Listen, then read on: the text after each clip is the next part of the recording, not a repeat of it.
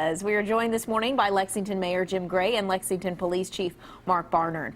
And appreciate both of you coming in, joining us this morning. Maybe we've done this too much here in the last few weeks, but update us, Mayor, if you can, on how the city's streets and road crews are dealing with this, even as the snow continues to fall. It's tough. It is tough. Just on the line with Albert Miller, our superintendent for streets and roads, and Albert was in the northern part of the county and outside the urban services boundary, and he was showing us pictures of some snow drifts on the road. So it looks like he's saying that it's a little rougher in the northern part of the county than the southern part. And Chief, how was it when you guys were driving in this morning? What are some of the things that you noticed? Well, it's miserable, to be honest. I mean, it has just come down so heavy and so quick, and the roads are covered.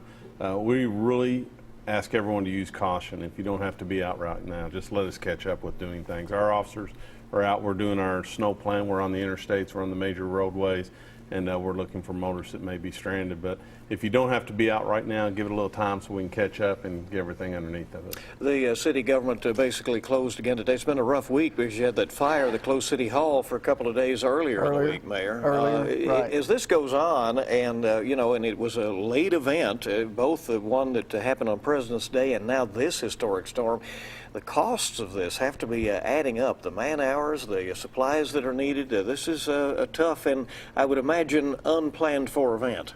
Well, you try to plan for the worst, and in terms of budgeting, what we have is enough salt on hand. We planned for that, and but we are in seven figures now. So you're right, Bill. Wow. It's been tough, but we're ready, working it. As Chief said earlier, we're in the business of taking care of people, and that's what's first on our minds right now. And Mayor, any lessons that were learned from this last storm a couple of weeks ago? I know you said that you were using private contractors this go round. All right, we are using private contractors now. They've not been engaged yet because we need to get this first work done on our major arteries, and then we'll bring those contractors in, the independent contractors in, a little bit later in the day.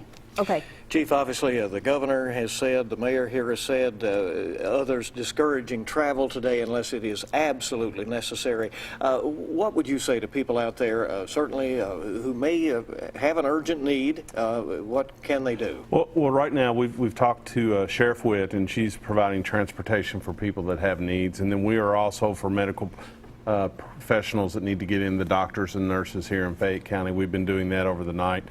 We understand that some people aren't going to be able to get to the hospitals, those professionals, so we want to make sure we're getting them there. So they're contacting us at the police department, 258-3600, and we're going through those list of calls and making sure we can make that happen for them. You wanted to emphasize 911 for emergencies only, please, emergencies only. Don't call and ask about the road conditions, right? There you go. There you go, Bill. Well, you held up this paper coming in. The Herald Leader this morning reports another rough patch, is the way it's put in the paper this morning, and I think certainly everybody would agree with that one, right? That's the right language. That's got it. Rough, right? Okay.